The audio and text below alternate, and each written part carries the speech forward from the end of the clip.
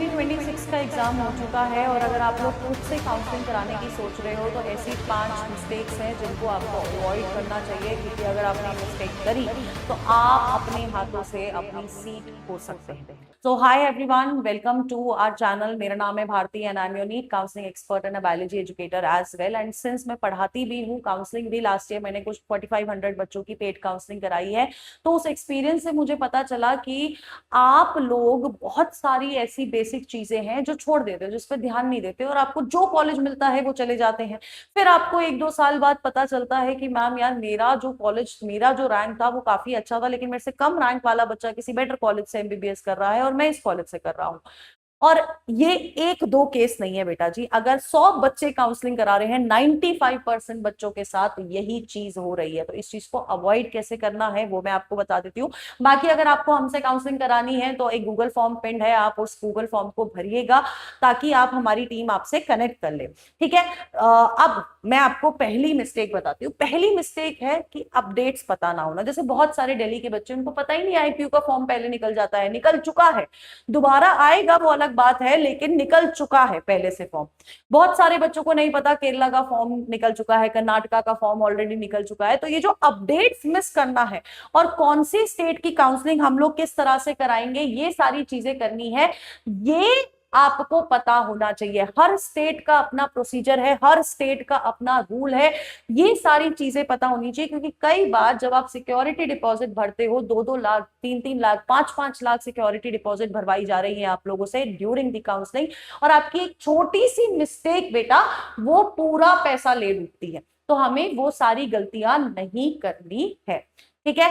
Next अगर मैं बात करती हूँ, डिटेल्स गलत भर जाना। काउंसलिंग का जब हम फॉर्म भरते हैं, हम जो डॉक्यूमेंट्स भरते हैं, वो डॉक्यूमेंट्स का फॉर्मेट कभी कभी हम अपनी मर्जी से कुछ भी करते हैं, जिसके वजह से हमारी डॉक्यूमेंट हो जाती है reject.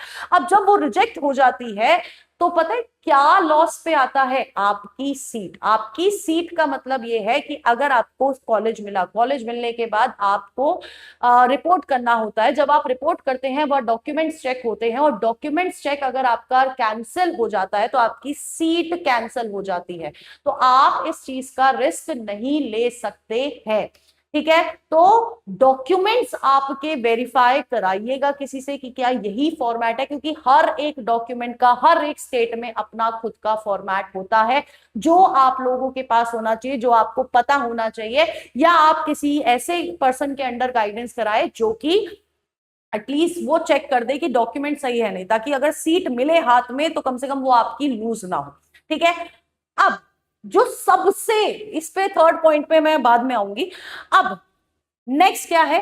Not knowing correct procedure. हमें रिजाइन कब करना है, हमें सिक्योरिटी डिपॉजिट कब भरनी है, क्या मैं अभी अपग्रेड कर सकता हूं, क्या मैं अभी फ्री एग्जिट कर सकता हूं, फ्री एग्जिट कर लिया तो क्या मैं नेक्स्ट राउंड में पार्टिसिपेट कर पाऊंगा, क्योंकि there are so many rules. हर स्टेट अपना अलग रूल करती है, कर्नाटका अपना अलग रूल के हिसाब से चल रही है, एंड आपकी एमसीसी आपका अलग रूल करती है। 15% स्टेट की काउंसलिंग के लिए एमसीसी में बैठना ही पड़ेगा, अपनी डोमिसाइल स्टेट में बैठना पड़ेगा। अब क्या मैं, मेरे पास अगर 2 जगह का डोमिसाइल है तो क्या मैं 2 जगह डोमिसाइल यूज कर सकता हूं? ये सारे क्वेश्चंस होते हैं जो आपके दिमाग में आते हैं। फॉर एग्जांपल, हम लोग राउंड 1 में फ्री एग्जिट कर सकते हैं, ठीक है, लेकिन अगर तुम राउंड 2 में फ्री एग्जिट करोगे तो तुमने जितना भी सिक्योरिटी डिपॉजिट भरा होगा वो फॉरफिट हो जाएगा।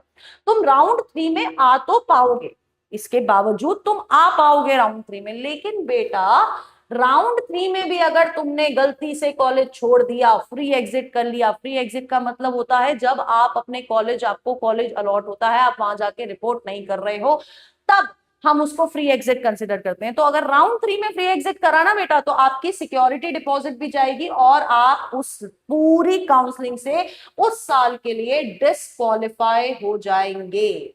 मैं अपग्रेड कब कर सकता हूं? राउंड 1 से राउंड 2 में कर सकते हैं, राउंड 2 से राउंड 3 में कर सकते हैं, राउंड 3 से राउंड 4 में कर सकते हैं, नहीं कर सकते हैं। लेकिन बहुत सारे रेयर केस सिनेरियो राउंड 4 में पाए जाते हैं, स्ट्रे वैकेंसी राउंड में पाए जाते हैं। 2024 में 5.5 लाख रैंक पर बीडीएस गवर्नमेंट कॉलेज की सीट मिली थी। इस साल 2025 में 26,000 रैंक पर ओबीसी कैटेगरी को एम्स मिला है।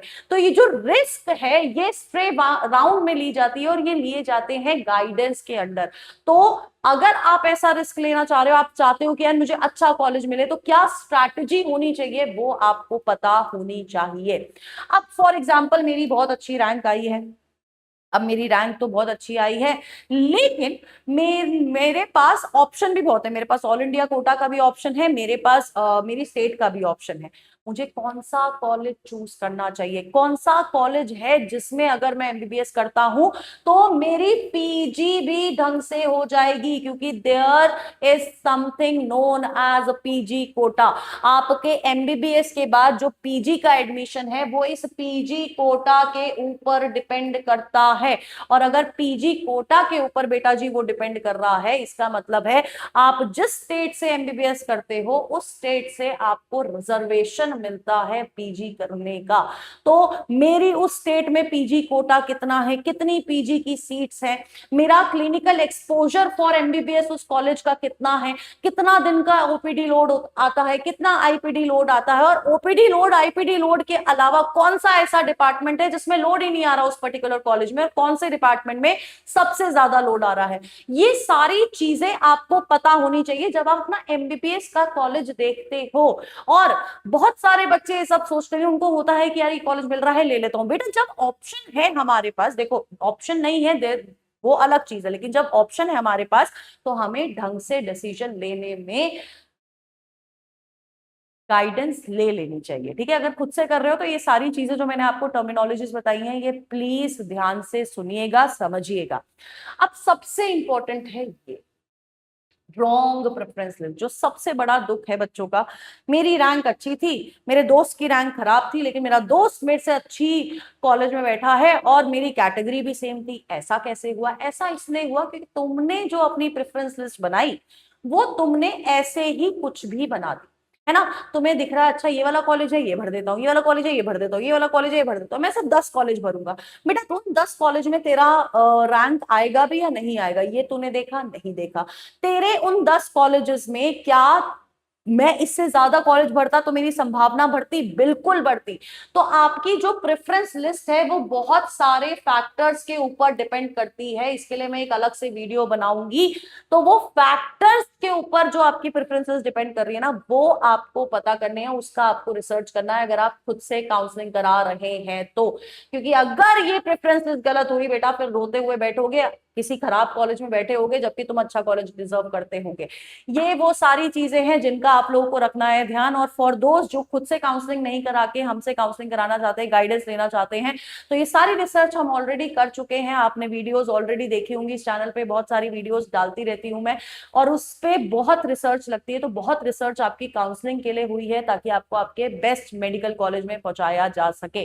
ठीक है, सो अगर आप काउंसलिंग हमसे कराना चाहते हैं, गूगल फॉर्म पिंड है, उसको भर दीजिए। And till then tata bye bye, take care and all the best.